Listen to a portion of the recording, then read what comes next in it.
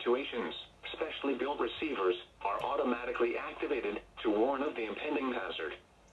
Tests of these receivers normally are conducted by the National Weather Service every Wednesday around noon. When there is a threat of or existing severe weather in the area on Wednesday, the test is postponed until the next good weather day.